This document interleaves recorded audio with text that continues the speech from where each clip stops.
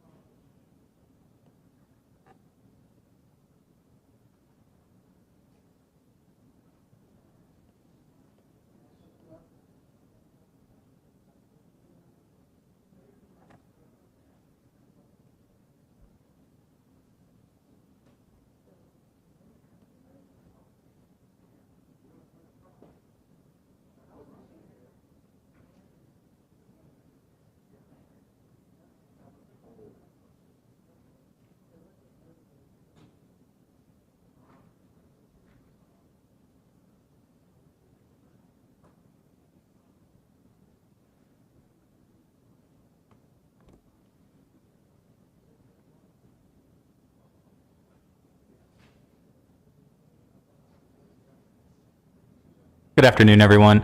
Thank you all for joining us here today. It is 4:06, and I just wanted to let you know I've received word we will be starting around 4:15. So just so you know, if people are asking back at the station when we may get started, 4:15. And I also want to thank everyone in the room for helping us adhere to social distancing guidelines. This looks really nice. Everyone's nice and spread out, so I appreciate that.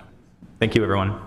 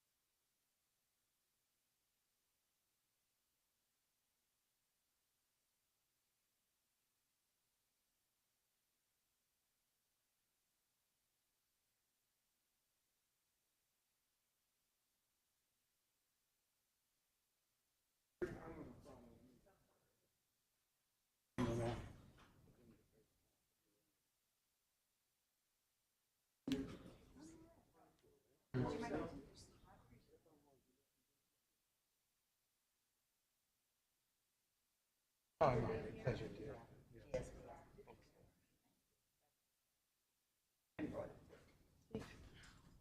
Hey, how are you? Thanks for being here. Let's recognize everyone.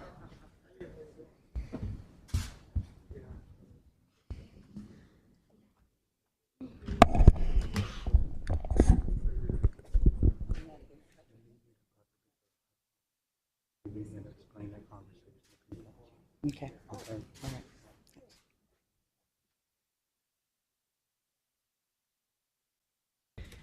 Thank you, everyone, for being here. Today, the chief and I wanted to share some of what we're doing in Seattle to lead the nation in reimagining public safety and in investing in our community. After meeting with community leaders and organizations, demonstrators, business, and residents of Seattle in the last 3 weeks, and hearing many demands for change, I wanted to share an update on what actions the city is taking in response to community to address the systemic inequities in Seattle. We will be investing in Black communities, investing in young people, rethinking and reimagining policing, including our culture and budgets. We will have accountability and reform measures, including statewide reforms of police unions. Across the city, hundreds of thousands have gathered at different days and different events. At least one event had approximately 85,000 people who marched silently, in solidarity, and peacefully. And though they were silent, their message was strong and loud and clear. For nearly 2 weeks, people have been gathering on Capitol Hill. Many are there to continue their protests, to build community and demand change. Over the days, tens of thousands of people have peacefully gathered or visited Capitol Hill. During the day, there have been no major incidents, but we know it is very different at night, particularly in recent nights. The cumulative impacts of the gatherings and protests and the nighttime atmosphere and violence has led to increasingly difficult circumstances for our businesses and residents. Most of them supported protesters right to gather at the outset. They stand with them in solidarity, but the impacts have increased and the safety has decreased. Both on Saturday morning and last night, there were incidents of gun violence, and that escalating violence concerns me, Chief Best, residents, businesses, and the greater community. All of Capitol Hill has been impacted. No violence is acceptable, and we have worked hard to address gun violence in our city, particularly youth violence. Yet Saturday, a 19-year-old tragically lost his life to gun violence. As a mother of a 19-year-old boy, I cannot imagine the pain of his mother and his family. We must do better here and in Seattle and across the country. Just in the last few days, we have witnessed that it is a violent time in our nation. Just this weekend, 2 people were killed and 17 wounded in Charlotte. 1 was killed and 11 wounded in Minneapolis. 13 dead and 106 wounded in Chicago. The previous weekend, 4 killed and 15 wounded in 12 different shootings in New Orleans. The hurt continues.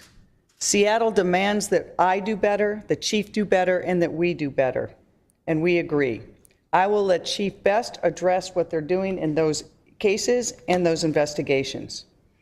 But we've heard from people on Capitol Hill and across the city that the gun violence unfolding at night is not only wrong, it also is undermining and distracting from the message for change that we are hearing in the street and in so many of the peaceful protests.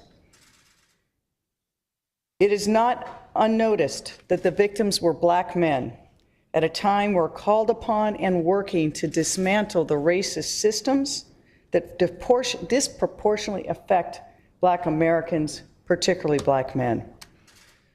While we believe individuals, organizations, and others can continue to gather on Capitol Hill peacefully, the continued disorder, the violence, and the impacts on residents and businesses are not just at odds with the message of justice and equity.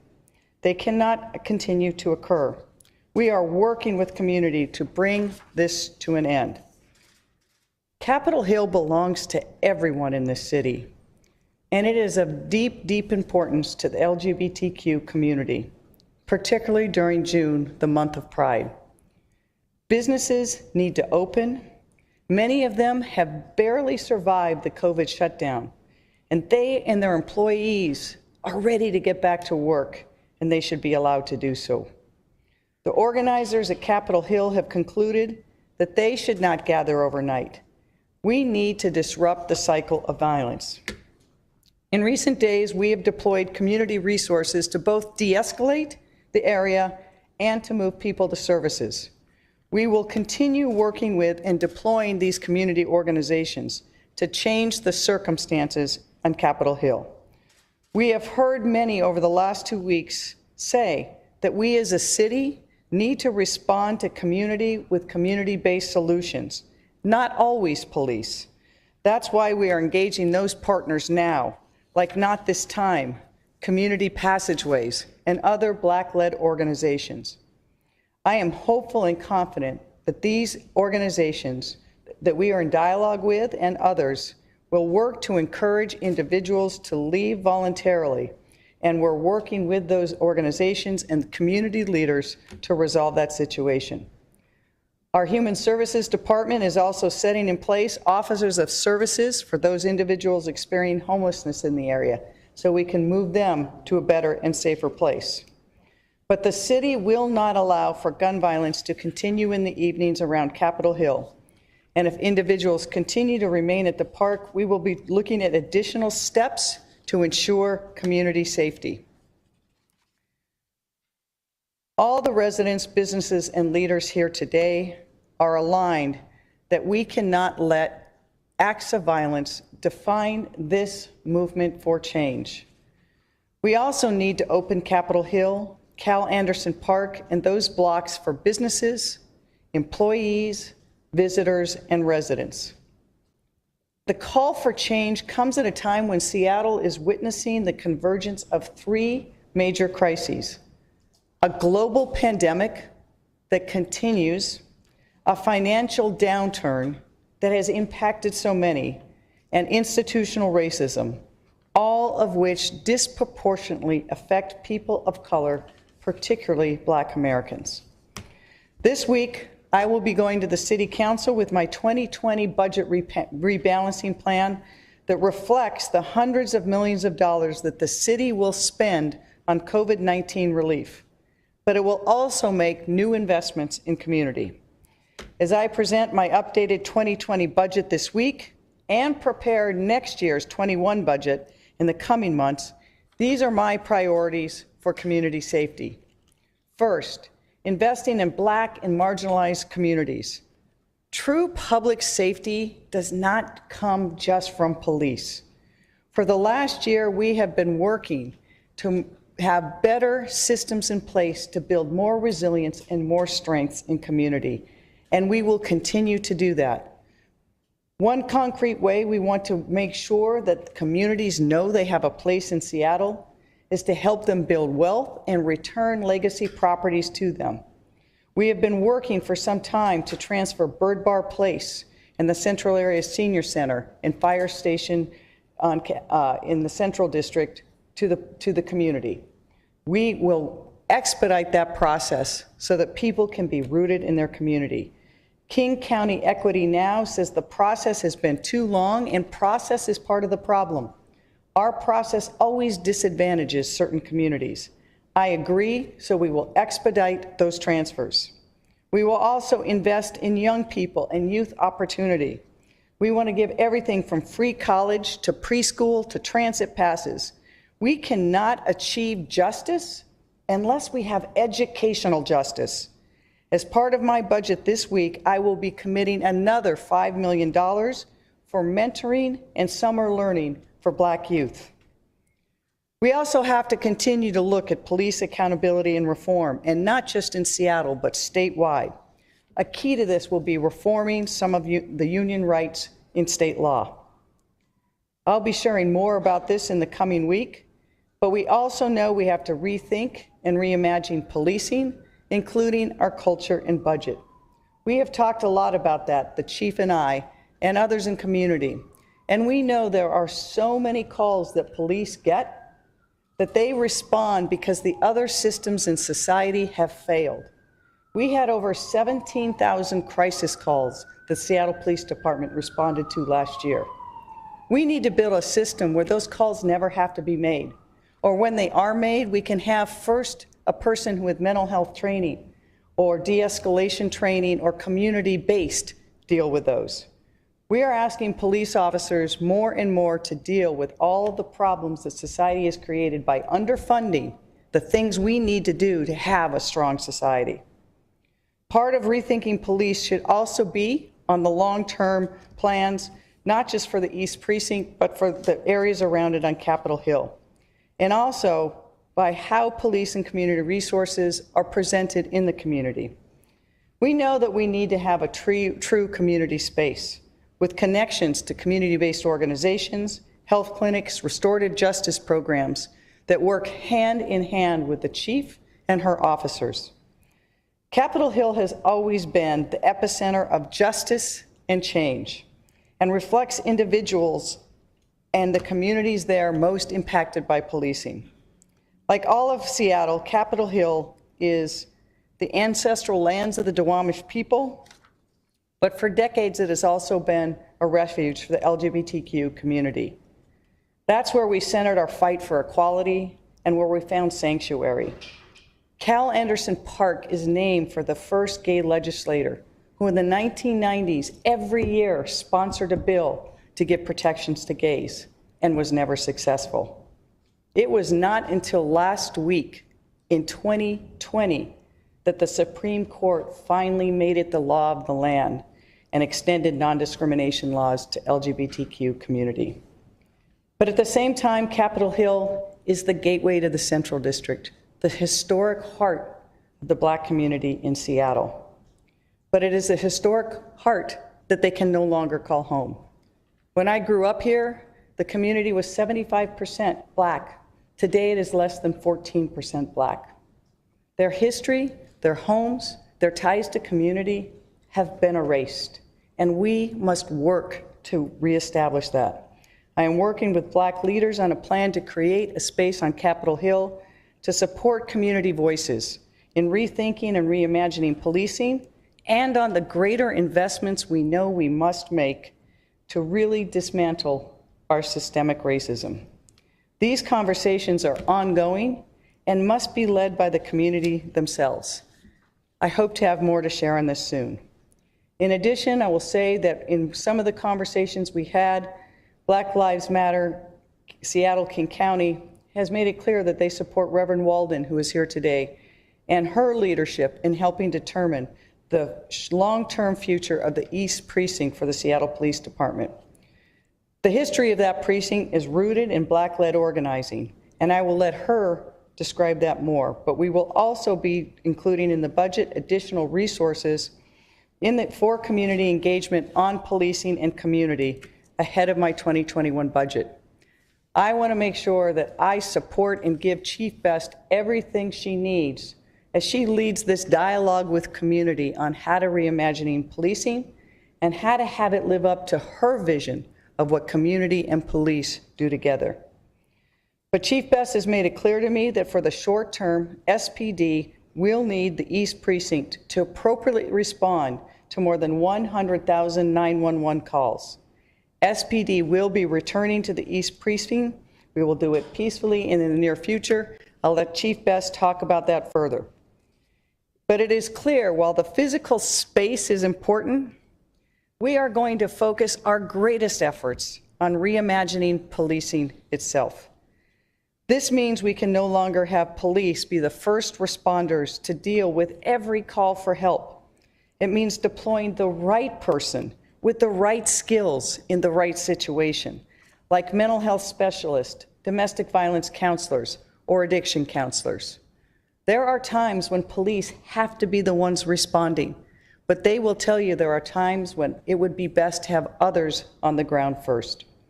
We have created new programs in Seattle to redirect and reduce our 911 calls for service, including the Seattle Fire Department's Health One services, which is a mobile medical clinic that addresses low acuity situations, and we added nurses to homeless shelters. Just want to emphasize that again. Time and time again, we saw that in the downtown core, there were people with mental health and behavioral health challenges that people would call the police because they were causing a disturbance. But the police usually have only one response. If they take someone, it is either to Harborview or the jail, and we have seen the cycle of that creates.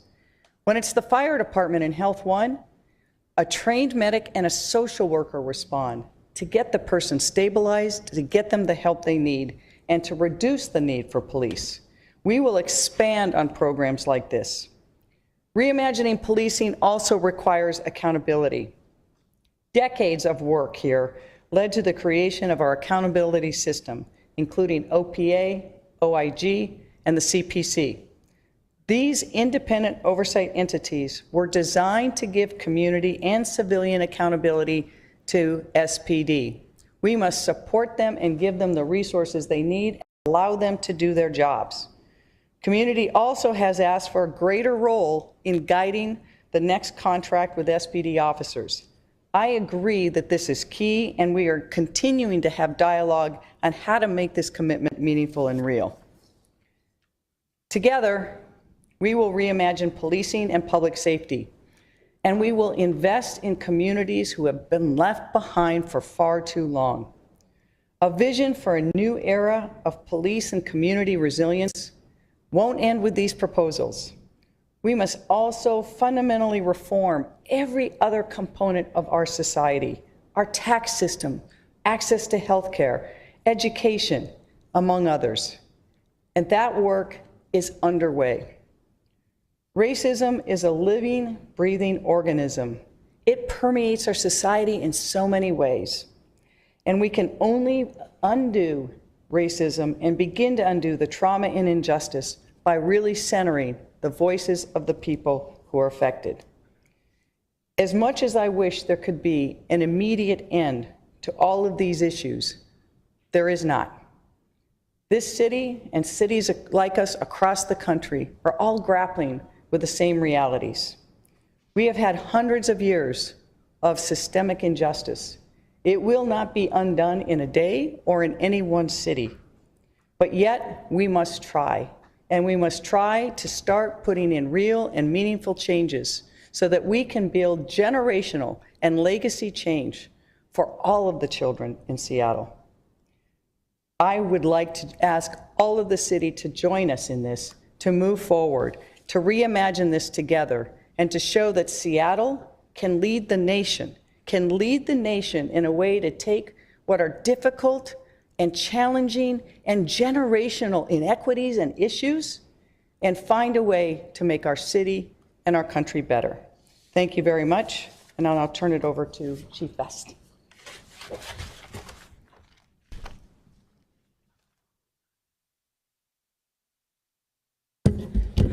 Great. Thank you so much, Mayor.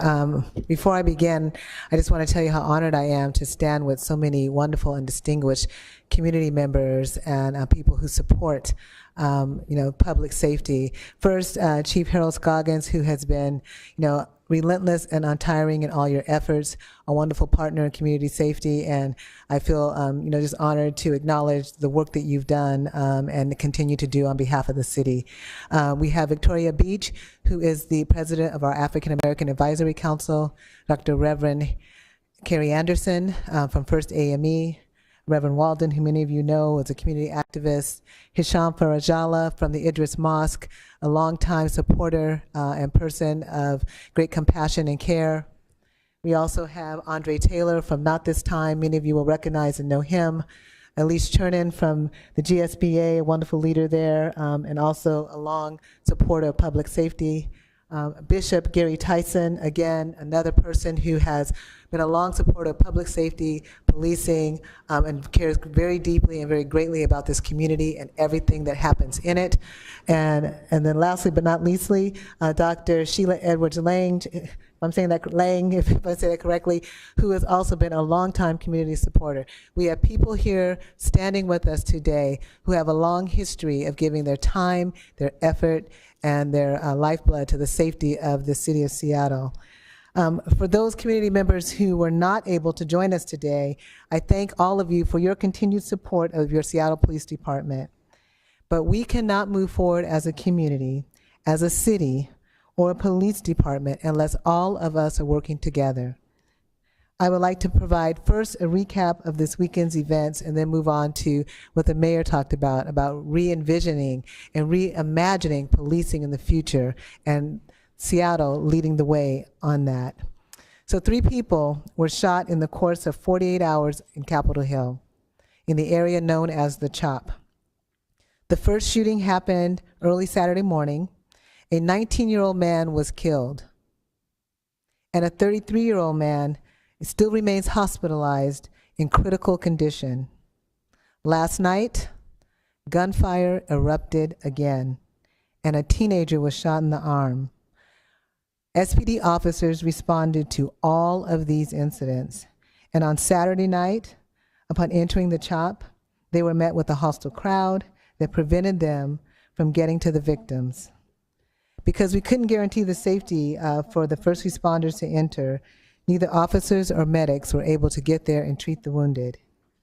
And yes, there are countless individuals who are in the CHOP that are there to engage, as the mayor said earlier, in peaceful demonstrations. But there are also groups of individuals engaging in shootings, a rape, assaults, burglary, arson, and property destruction. And I have the police reports right here. I'm not making it up. These things have happened. We cannot walk away from the truth of what is happening there. This is not about politics, and I'm not a politician. This isn't a debate about First Amendment rights. This is about life or death. So we need a plan.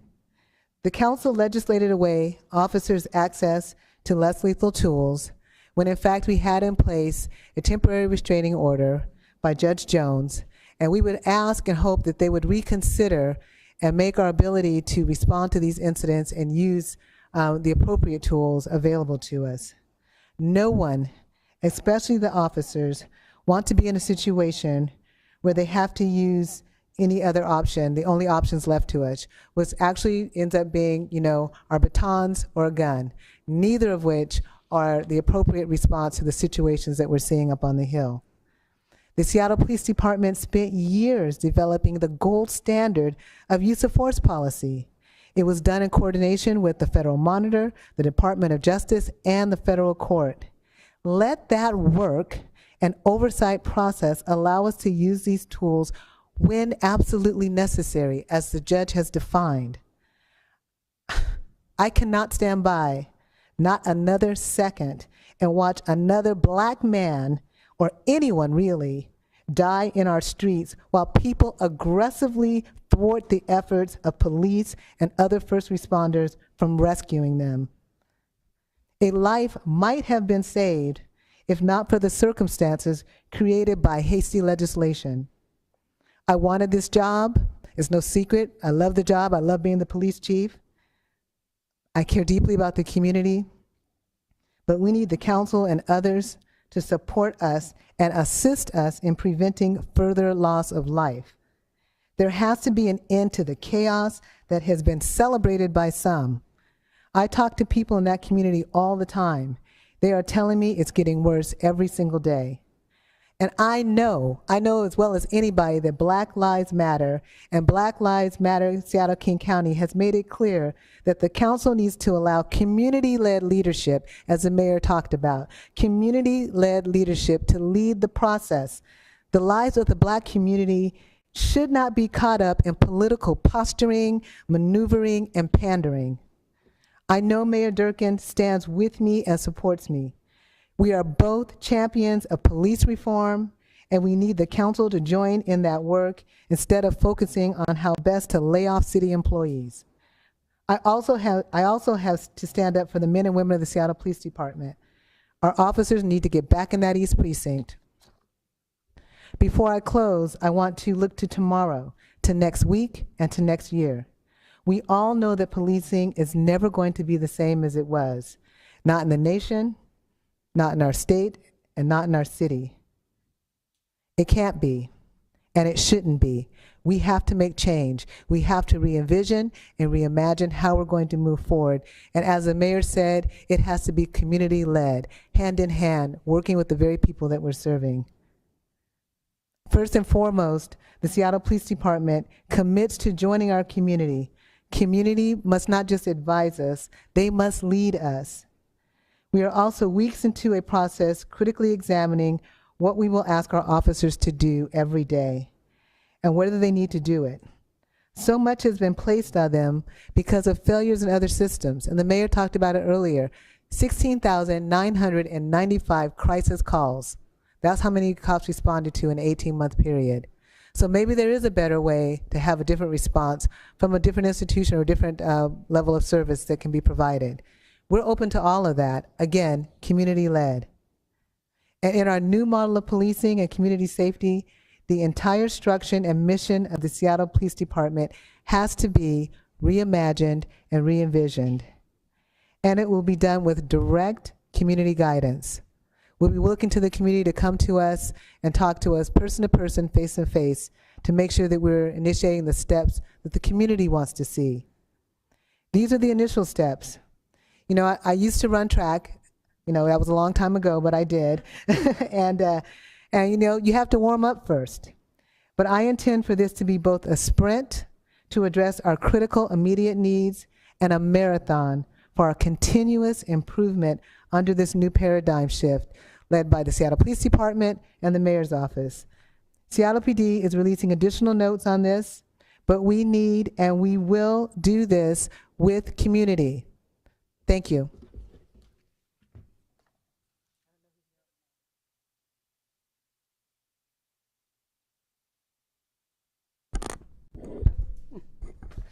Good afternoon.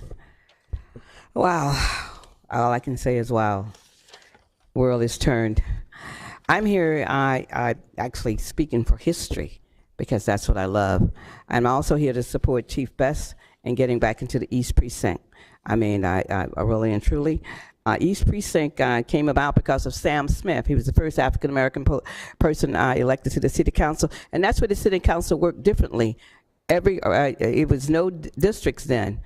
And so when a council person was elected then, they had to serve the whole city.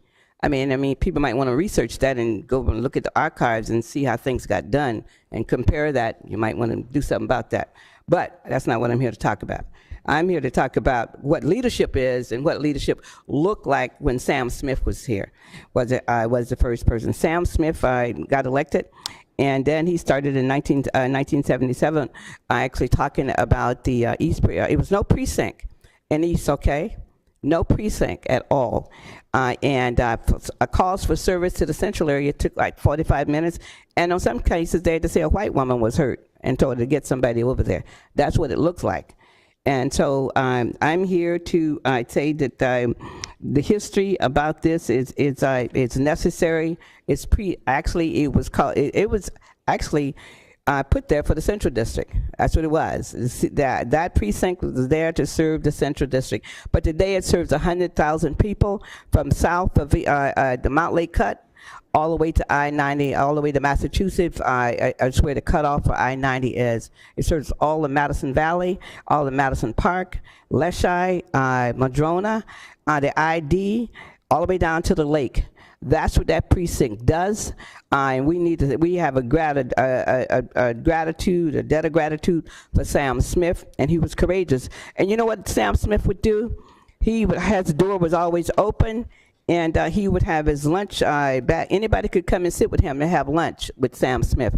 And you know how he greeted everyone? He said, "How you doing, neighbor?" So that's my new saying now. I'm saying, "How you doing, neighbor? Let's turn this around here." Okay, that's what leadership is. Let's lead here and let's turn it around. East Precinct needs to be open. The guys need to be in there doing the work. And I know I'm gonna take a lot of heat. People say, "I thought she was against the police." You know, I'm for equity. I'm for justice, and I think we need to do both and. We need to get it open, and then we need to look at reimagining policing, look at the resources, but we have to be willing to do both and in a world so a world can work. Thank you.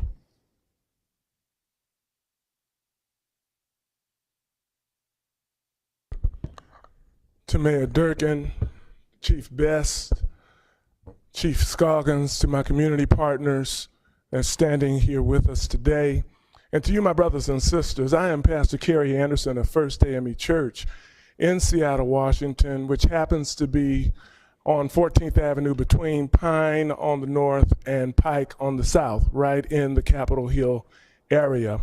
Our church has been there since 1886. I'm reminded of theologian and author Jim Wallace, who said, "To find common ground, we must first move to higher ground." This is a conversation that we must engage in today to move to the ideal of common ground by moving to a higher ground. With those who are a part of the CHOP family and the CHOP community, I stand here to say that I agree with some of the principles that you stand for. I agree with the right to protest. I agree that you exercise the right to speak up and to speak out and to speak loud. There are conversations that you are bringing forward that I believe needs to be discussed in an effort to find common ground.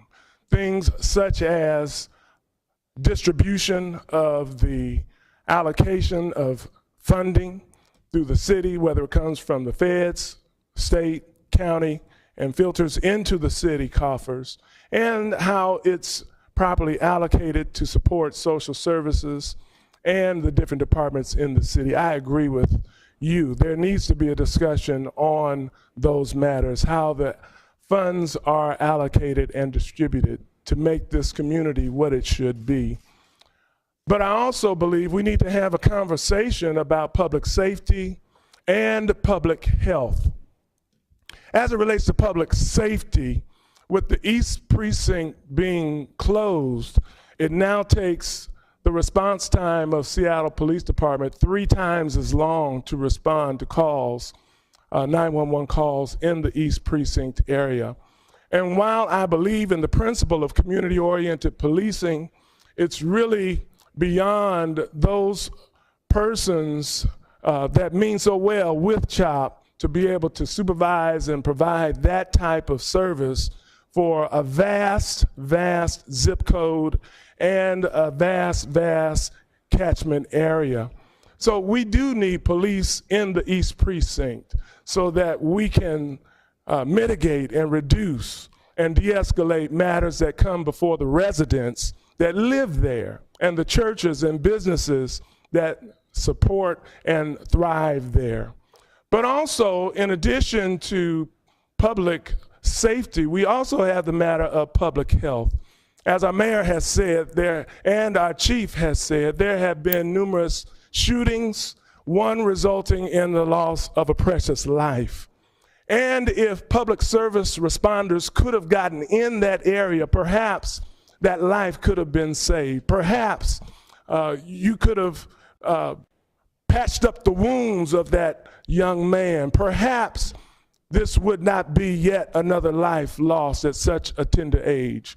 And so as pastor of First AME Church in the Capitol Hill area since 1886, and we are progressive denomination and congregation, I'm opening up the sanctuary. Everybody needs sanctuary so that conversations of common ground and safety can be held. I'm offering up First AME Church, which is in Capitol Hill, to hold these conversations between the public safety commissions and the city of Seattle and other like-minded organizations, as well as the organizers of CHOP, so that we can come down to the church and into our fellowship hall for fellowship, for conversation, and for meaningful results.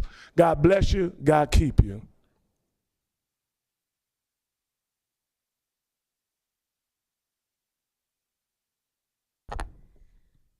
Hello, Mayor Durkin and Chief Best and all my community folks behind me and everybody here.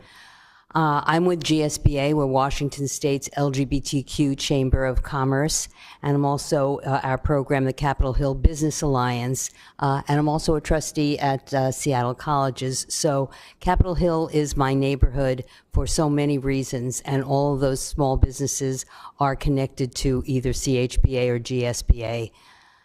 For me, this is a dark time, this is a frightening time, but it also has some glimmers of hope.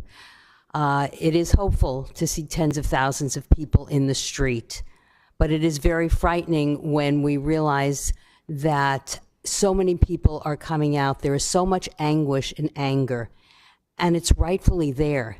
It came out of, once again, another murder of another black person, a black man that died. As part of the LGBTQ community, we know about police violence also. We know police violence is real and that the police have a long way to go to become part of a community that is part of public safety and not only about arms and control. This is a time of pride. The history of the LGBTQ community also goes back to a time of riots in the street in California, in Compton, and in Stonewall, New York. It was also our black trans sisters and brothers and siblings that went out in the street. And it continues to be our black trans community and all of our trans community that have a very high rate of violence against them. So we know what it's like to be violent. We know what it's like to have to be in the streets before someone recognizes your humanity. For our black and brown brothers and sisters and siblings, it has been too far, too many years, hundreds of years, and we have to stop waiting for another tragedy before we all come to the streets again. So my hope is the diversity of the people that are in the street, and that perhaps now, when it's happening all over the country, we can start making a difference. For this pride, as an ally with our Black-led organizations, GSBA is certainly committed to work alongside as partners to do what we have to do to make sure there is systemic change in our social justice, in our justice systems, police, healthcare, and education. But at this time, what has turned out is that we're also experiencing a new kind of violence. Now it's not from the police, but it's now from perhaps agitators from other parts of the community on Capitol Hill. As a member of a business organization, and I heard someone say, are you putting property above people? And I want you to know, small businesses are not property. Small businesses are community. They are the employers of the people in the community. They are the donors to the nonprofits. They are the people you see in the street. They have been closed for 3 months. Not being able to close again because of violence right now is devastating. We won't recognize our communities and Capitol Hill if businesses are forced to close permanently, if our students don't feel safe in going back to school, and if our residents don't feel they will get a 911 quick response because their ambulances and medics and police cannot get to their doors.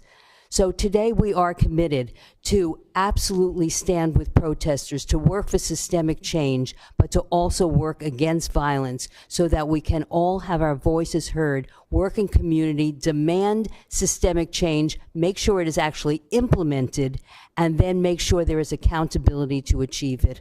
So that is where my hope is today. And I thank you all for being here and for all of Seattle coming out, because I believe we genuinely need to change systems that have been in place far too long. Thank you.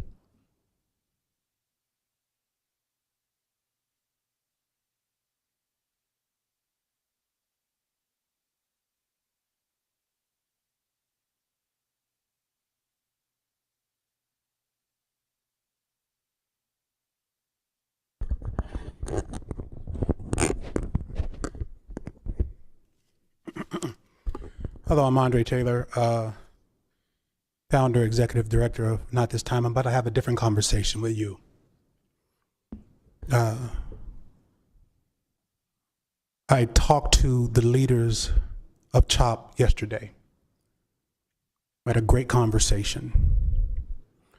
I explained to them that if you think CHOP is a place, you're minimizing the message. I told them I believe CHOP is an idea. And with that idea, you could take that idea around the country and then around the world. Don't minimize the idea of CHOP. Don't make it be a place. I think it's bigger than a place. We agreed to some terms that if I could get them a meeting with the mayor, they can propose their acts to the mayor. That meeting was supposed to take place at 11 o'clock this morning. Well, I believe agitators learned about the meeting and they got into the ear of CHOP and they didn't show up. I explained to them yesterday that the situation has gone south, and my feelings about the situation is that things will get worse. And last night was a manifestation of what I talked to them about. I told them that, do you realize the danger of this space? Are you willing to die? I told them that I've been in the streets before. I've been around killers. I've been around people that are psychopaths. I faced the federal government. Are you willing to die?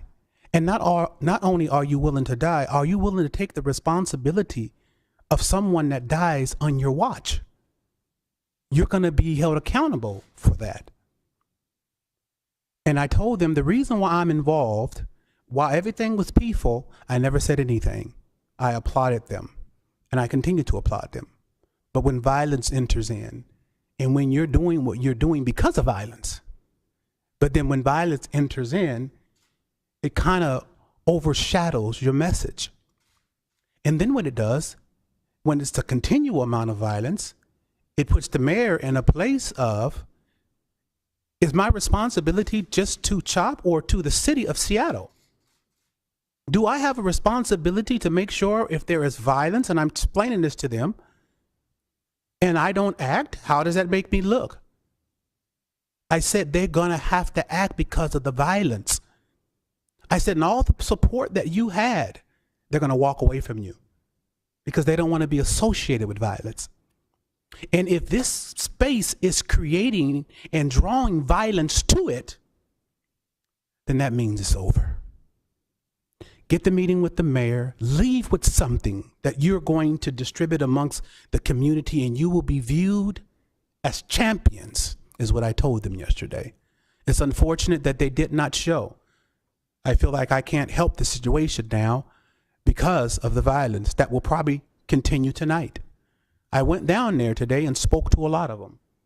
Just a lot of people that were just there, and explained to them the same frustration that I was explaining to the leaders of CHOP yesterday. And I told them, I think it's best for you not to be here in the evening time. And so I just want to say to those leaders that I spoke with that there's still an opportunity. Agitators are going to cost you to be responsible for a lot of people if something has to happen. Because if I put myself in the mayor's position, I have to act when violence is around. I have to. So you still have an opportunity. I'm available. And I want to see most of all that you are safe during this process. And remember, CHOP is not a place. It's an idea. Thank you.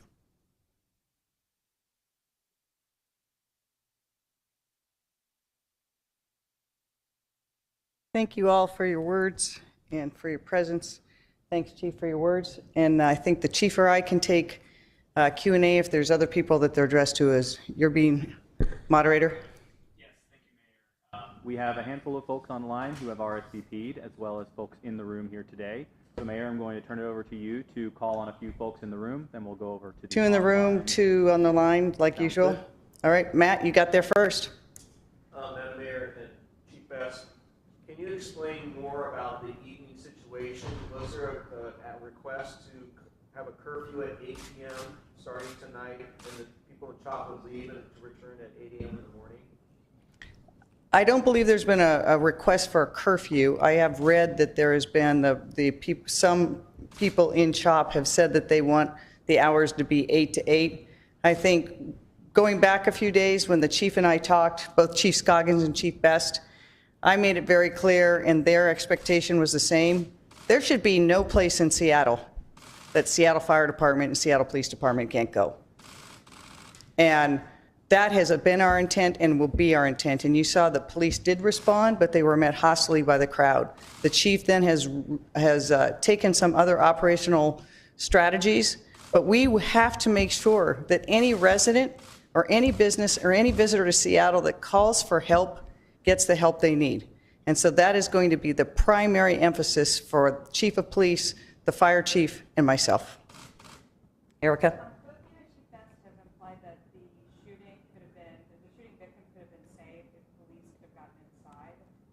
But my understanding is that he was gone by the time that official police arrived and was at the hospital. So I guess I'm wondering about both that and the kind of implication that if this legislation hadn't passed, the shooting victims' lives could be saved. I just don't follow. So I didn't imply that he could be saved. I said it's very tragic that he died.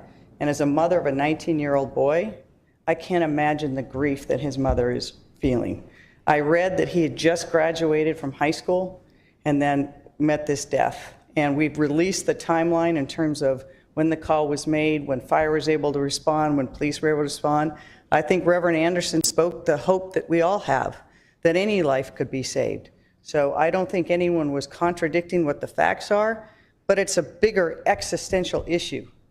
We have to stop the gun violence everywhere in Seattle, but in this area there has been too much gun violence, and we have to take steps to stop that. Chief, do you want to add anything to that?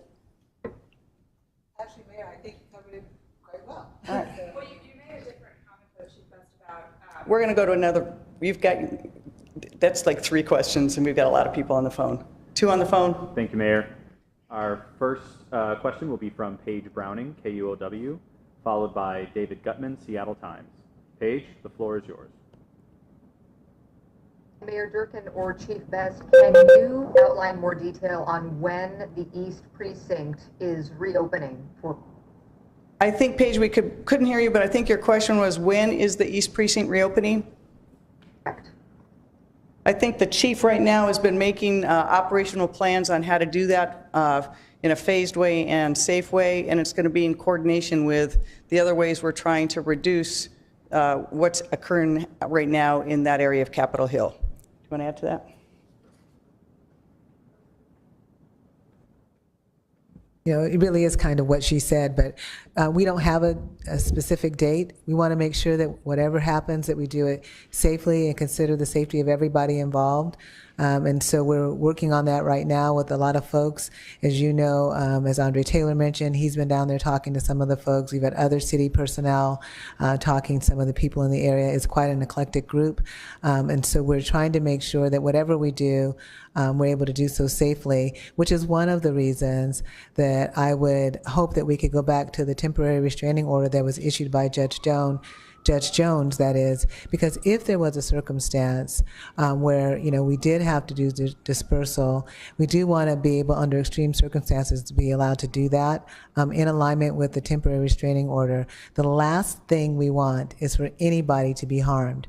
But right now, the way things exist, you know, what officers have are their riot batons and their handguns. And that is not sufficient, and that's not the way we're going to respond to these situations. So we're looking for ways that we can minimize any dangerous parts of this, but also have the officers be able to respond from the precinct. As was mentioned by many of community members here, the police officers need to be able to provide service to the 100,000 calls or so that we get a year in the east part of the city.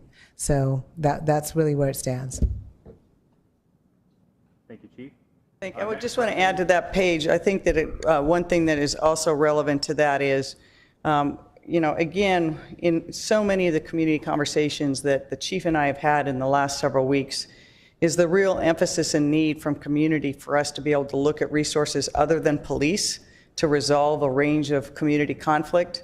And we have been very fortunate to be able to partner with some of our community organizations in the last few days, including not this time with Andre Taylor, but we also have community passageways, and we're working with other Black-led organizations to go into that area of Capitol Hill and to really urge people to understand and appreciate that what has happened in the last 4 days, and in fact the deteriorating conditions in the last week, detracts from and undermines the message, and that it is time to restore order and eliminate the violence in Capitol Hill. Thank you, Mayor. Our next question will be from David Gutman, Seattle Times. David, the floor is yours. Yeah, thank you, Mayor. You've talked about the steps you're going to occur to reduce what's happening, in the nighttime in Capitol Hill. What is going to happen this evening or tomorrow night? Are you going to clear people out of there? There's dozens of tents that are in the area. Are those you're going to send in police or navigation teams to clear those out? If people don't voluntarily leave the area at 8 p.m., what's going to happen? So it's going to be a range of things, David. I've said to piece it together is, again, I think we've seen across the country and in Seattle, it would not be an effective strategy to simply send police in to try to clear the area. And so instead what we're doing is we're working with Black-led organizations and some of our partners in de-escalation to have them go in to communicate with people, to get people to leave or reduce their presence, to reduce all presence overnight. We've had the Human Services Division giving outreach to people experiencing homelessness so we can get anyone there who's homeless actually into services. We've worked with King County, so we have a range of resources to provide to those people. And we will continue to provide a range of those services by city employees and our community partners. As we do that, we are hopeful and confident that the organizations that are in there that believe they can make a difference will reduce the number of people and the disorder in the area, and that we will then be able to go in with our partners in the community and the city to restore, remove the barriers, clean up, clean graffiti, and the like. I think Louise spoke very, eloquently about the impacts on Capitol Hill. I talked to many small business owners that literally have just been holding on. It was their week to reopen, and their businesses are sanctuary for many people, including the LGBT community. They're not only closed, but there's graffiti with homophobic slurs written on their buildings. That's not who we are in Seattle, and we're going to do everything we can to change that dynamic. Thank you. So, last summer we saw gun violence in Cal Anderson. We've seen it in the area nearly every summer. So, what makes this year different? Why should people see the violence happening now and not connect it to the same street violence we've seen around the nightlife in the past year? I think the investigations are ongoing, and we don't know yet what the exact causes of this gun violence are. And I think it's one reason I mentioned what's happening in cities across America. And we regularly see gun violence go up this time of year. But I think that the gun violence permeated an area that was supposed to be a peaceful collection of people whose voice was being raised against violence against Black people. And so while the causes may be the causes we see in this city and cities across America regularly, the impacts are different, and the additional difference is because of the people who were there and how they greeted fire and police. Our first responders were not able to get to the area safely and quickly. And if that continues, to Erica's point, we don't know what the outcome would have been for the young man that died or the person who's still in critical condition at Harborview. But it is our experience over years that the quickness of the response decides who lives and dies sometimes. And we are a city that is one of the leading cities in America for quick responses by our first responders. So those are some of the differences. Hi. This is for the fire chief. I think a lot of folks were surprised that the fire department has a policy of not moving into a situation before police have secured the area. And I think while maybe it wasn't surprised that folks weren't happy to see police at the scene in Capitol Hill, that they may have let in firefighters or medics with the fire department to help save a life.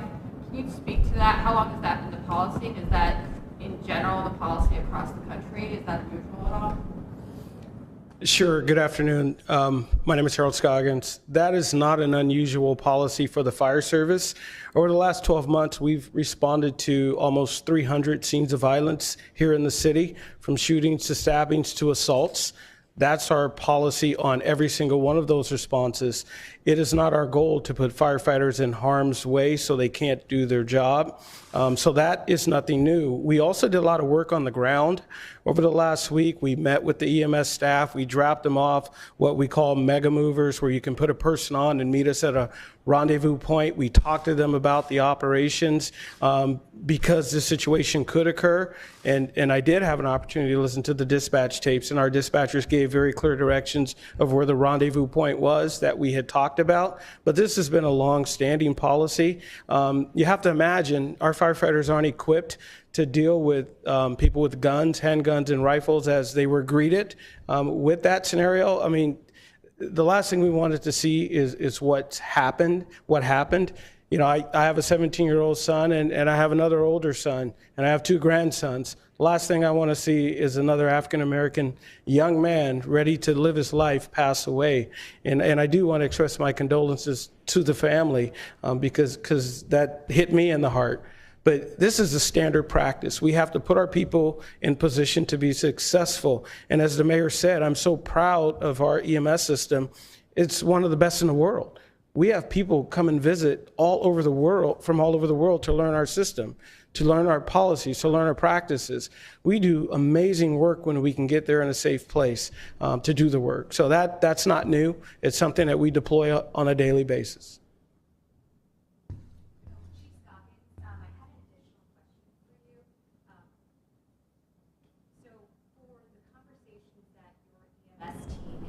With the people on the ground at the CHOP, is this the group of people known as the CHOP medics? And do you know if they have proper training in these medical circumstances? And I also have a question for Chief Best. We understand that detectives are investigating the shootings from the weekend. Considering the fact that the officers had trouble getting to the scene the night of the shooting, will it be difficult to have a full traditional investigation? So I'll answer the first question. I had not met any of the people before they landed in that space. I only know what they have communicated to me about their certifications and training, and they've communicated that they have everyone who has first aid training to physicians. Do I know who's there at any given time? I do not. Do I know what any of their practical training and experience is? I do not. Some of that may have revealed itself when things really got bad. We fall back on our training. We fall back on what we're disciplined to do. And things got that way, and we didn't rely on that connection that we thought we made. You know, we dropped off the mega movers because we thought this could happen. We dropped off fire extinguishers because there had been fires throughout the space throughout the week. So we knew small fires can be kept small if you put them out there. We've dropped off additional trauma bags and other type of baskets to get people moved out of there. So we don't know their skill sets. We just know what they're telling us.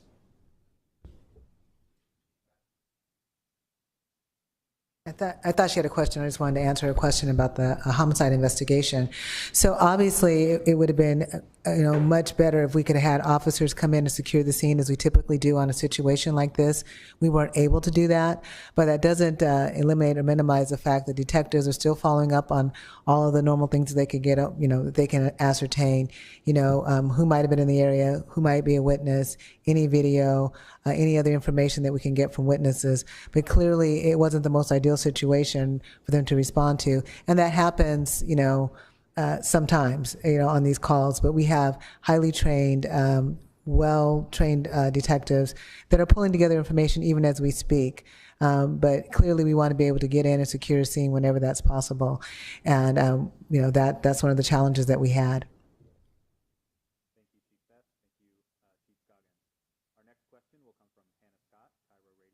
Followed by Carolyn Bick, South Seattle Emerald. Hannah, the floor is yours. Can you say whether or not your investigators were able to get into the scene and collect any casings before the area was contaminated, and offer any of the latest on suspects and motives in the shootings? And then to the mayor, when do you expect people to see a noticeable change in the CHOP area, and how confident are you that what you're announcing right now will help avoid another person from being shot tonight or anytime else this week moving forward? Hi, Hannah. I can tell you that we weren't immediately available to get the detectives into the scene. That does not mean that they haven't been able to go in after or take a look after what they saw and what they were able to get from video. So there is an active and ongoing investigation, the details of which, I can't relay all at this moment, but I can assure you when we have an update, I will provide it to you. But they are aggressively looking for any information and details that they can provide.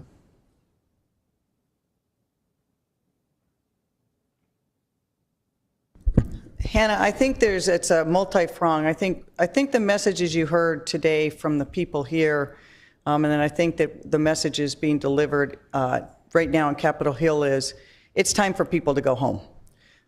It is time for us to restore Cal Anderson and Capitol Hill so that it can be a vibrant part of the community. We can still accommodate people who want to protest peacefully, who come there and gather, but the impacts on the businesses and residents and community are now too much. We have to have ability for everyone to travel safely and be there safely.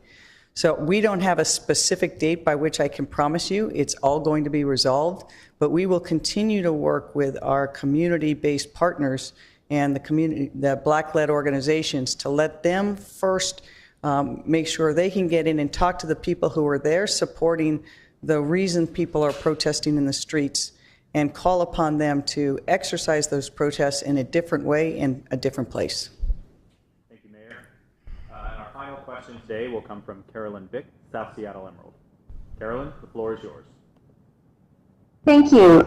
Mayor Durkin, Chief Best, in your opening remarks today, you spoke. Carolyn, you're breaking up. Can you get to a better place with your cell coverage? Is this better? Can you hear me better? Yeah, that's better. Yes. In your opening and ensuing remarks today, both of you focused only on the gun violence in Capitol Hill, and your decisions regarding community investment appear to have been based on the recent shootings there. But there was another shooting that you've neglected to mention. It was in South Seattle and was the third one in 2 months. South Seattle has been dealing with gun violence for years and asking for commitment for justice. Why did you in Black communities when the South End, where most of the city's Black communities currently live, thanks to gentrification?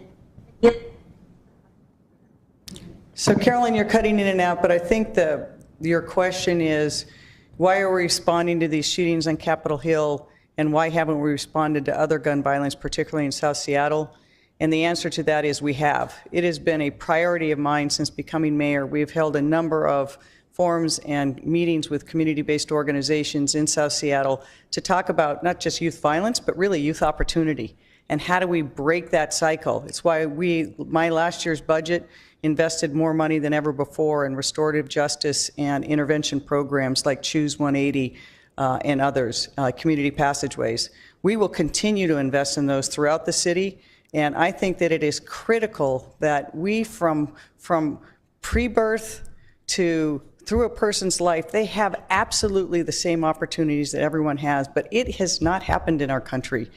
And we can no longer deny the systemic racism that has held Black people and other communities of color out of fairness and justice for too long. And unless we acknowledge and admit that, we are giving oxygen and lifeblood to injustice. And so I have been committed and recommit. The chief and I, from the first conversations we have had, have talked about how do we break that cycle. The chief herself has been involved in so many conversations and work with community-based organizations in South Seattle and in South Park and other places where we've seen a disproportionate amount of youth who either suffer violence or are involved in its perpetuation. So I am committed as mayor to not just do what we've done, but to double down and do more, because it is clear what we've done has not been enough. Last question. Okay? So I thought that the cops were sent into Riversville to active shooter situation. Why have you said that crowd control devices, tear gas, and glass bottles What we didn't know, we thought it could have been an active shooter situation. All I'm saying is that the officers ended up having to retreat from the area because the only tools they had available to them were their handgun and their riot batons. Neither of those tools would have been an appropriate response to being met with a hostile crowd. I'm sure that no one would have expected officers to utilize a firearm, under those circumstances, or to start using the riot baton. Because of the legislation, the way it is written, that is what is available to them, which is why I'm asking the City Council, I'm imploring them to have a public safety mindset and to think about what options are available to cause the least amount of harm or hurt to an individual or individuals when responding. I think Judge Jones, who I hold in high regard, and as many do in this city, when he made that temporary restraining order to really limited the use, we agree with it. We are not opposing it, but we do have to have some tool other than just guns and riot batons to respond to any sort of criminal acts or acts where we might need to move through a crowd. Again, we know there's a lot of discussion about that, and so we absolutely are willing to have those discussions, community-led discussions about what the responses should be. But the council's hasty legislation clearly causes some concern for me personally and for the police department. We have here a minister, Dr. Reverend Kerry Anderson, who's more than willing to open up his facilities so that we can have these discussions about how we re-envision and reimagine our responses, and we absolutely are committed to that. But hasty, not well thought out legislation is not the way to resolve a public safety issue.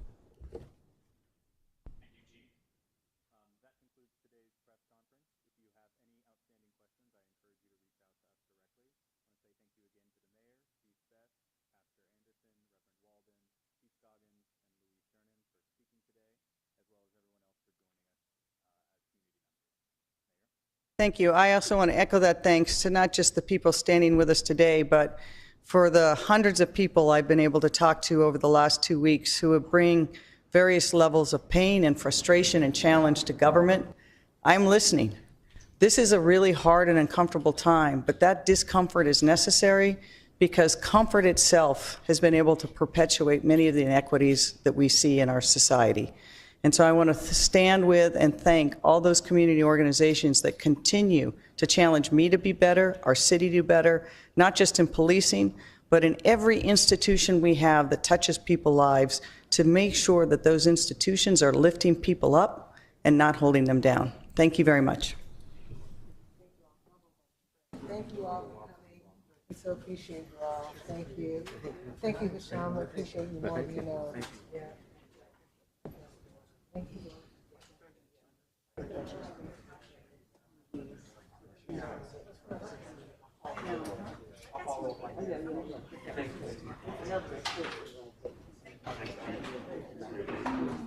sorry so far.